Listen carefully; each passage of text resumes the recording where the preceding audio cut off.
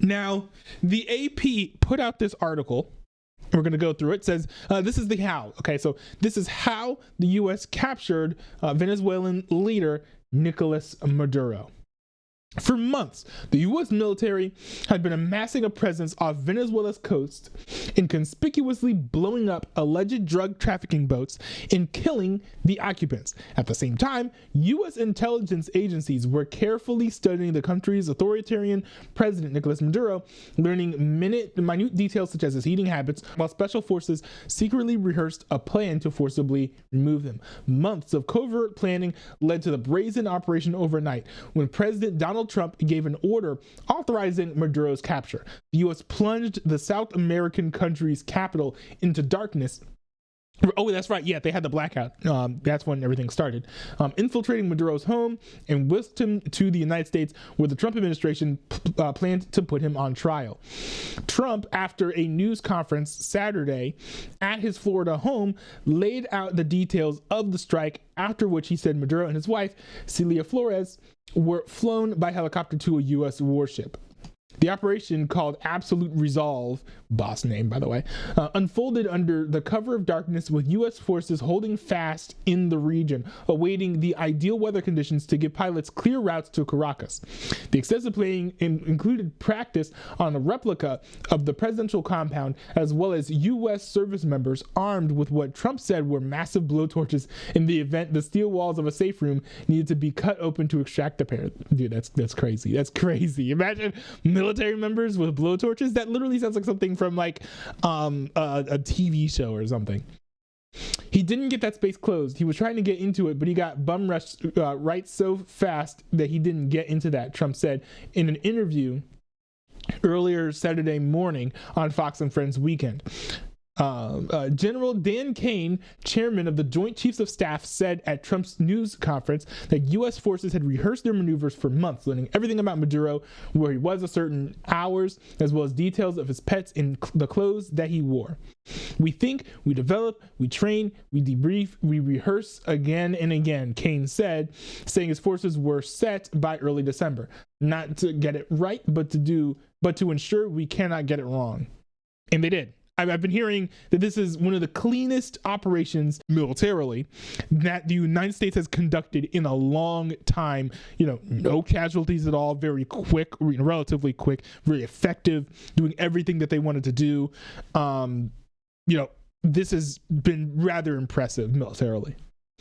Trump said on Fox that U.S. forces had practiced their extraction on a replica building.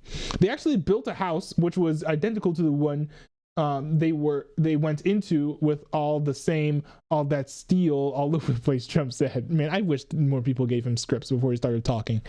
Trump said in the television interview that U.S. forces held off on conducting the operation for days, waiting 4 days for cloud cover to pass.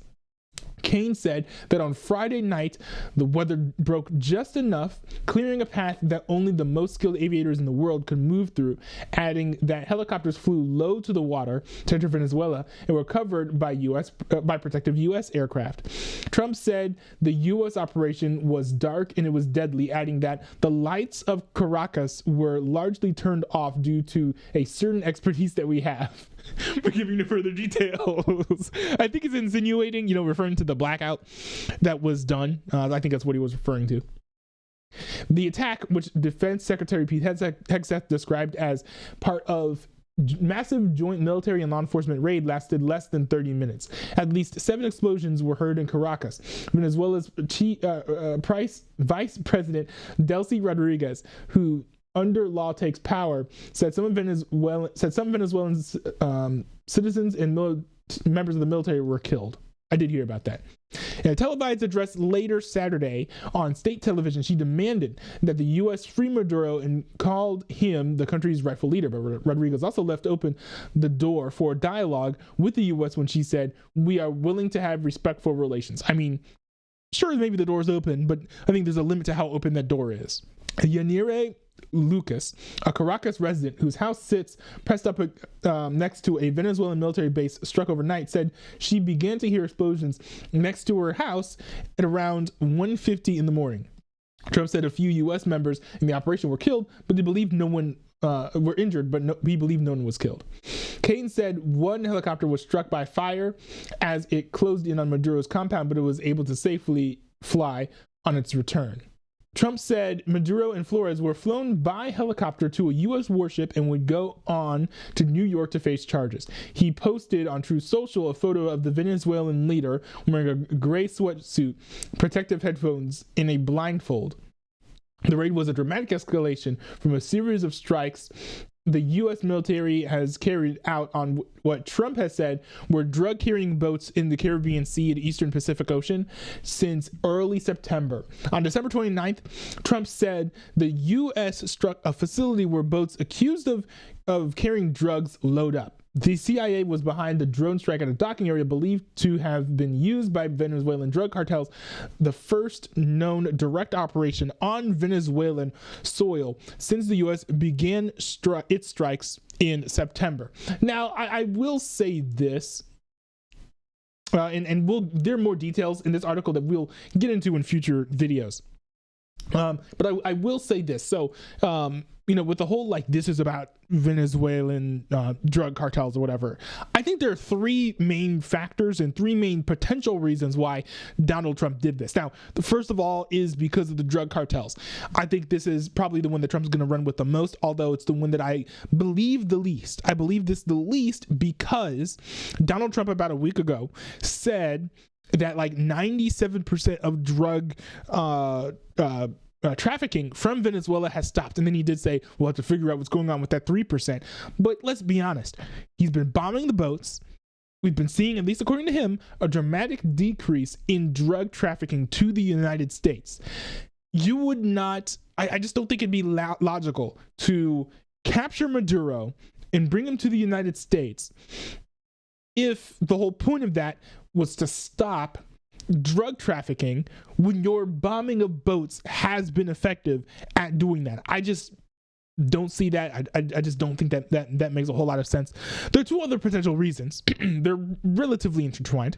The second is that this is just a regime change operation. You want someone running the country who is friendly to your interests.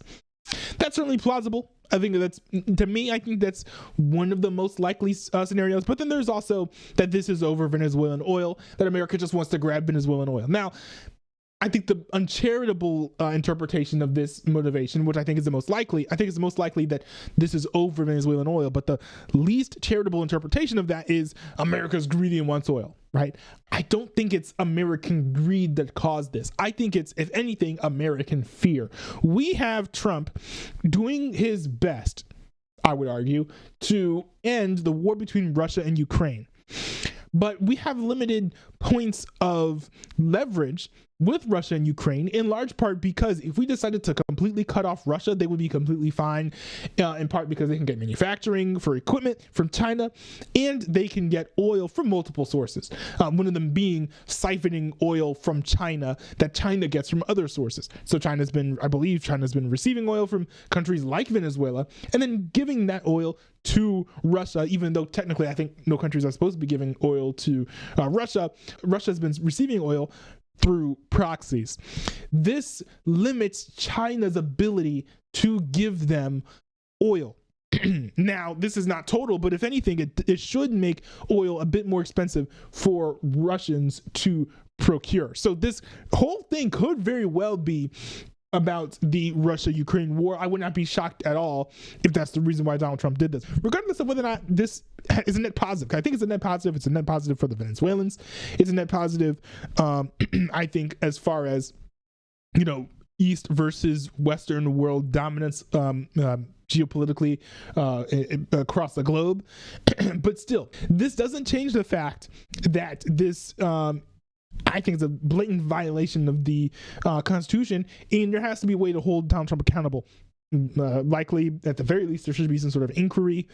Maybe that would involve him getting impeached.